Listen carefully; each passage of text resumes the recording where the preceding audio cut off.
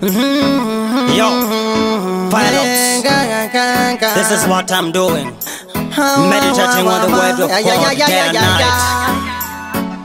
You see me? We give thanks and praise for the liberty. Ayo Simplex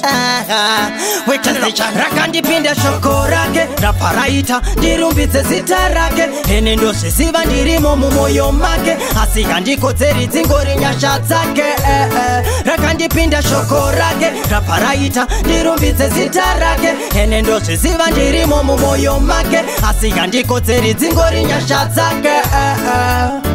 Nika ndisi mumwe wemaprofita asi ndiri kunamata babadai vandishandisa nenyasha dzaanadzo komoshandira pana kana chimwe inini chikanditadzisa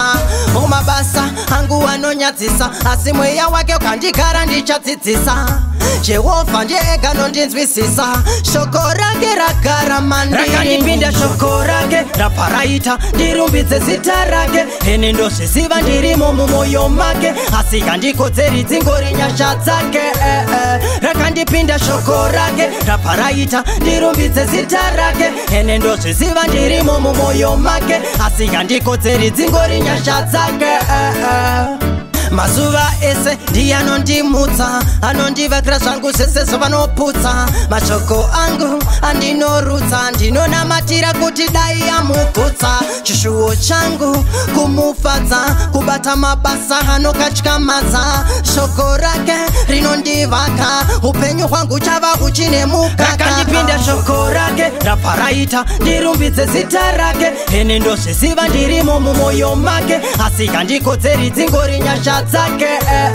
rakandipinda shoko rake raparaita ndirumbidze zita rake ene ndozviziva ndirimo mumoyo make asi kandikodzeri dzingori nyasha dzake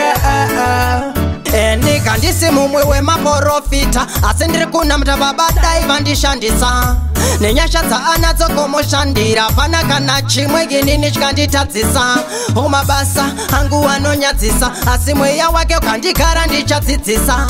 Jehovha ndiye ega nondinzwisisa shoko rake ragara mandiri rakandipinda shoko rake raparaita ndirumbidze zita rake ene ndozviziva ndirimo mumoyo make asi kandikodzeri dzingori nyasha dzake rakandipinda shoko rake raparaita ndirumbidze zita rake ene ndozviziva ndirimo mumoyo make asi kandikodzeri dzingori nyasha dzake shoko rake zita rake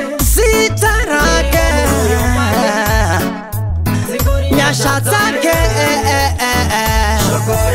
shoko rake zita rake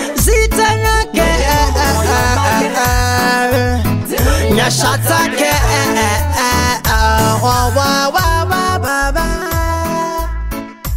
Gorilla babasa msakro wangu Kevin Simplex Hey yo Valentino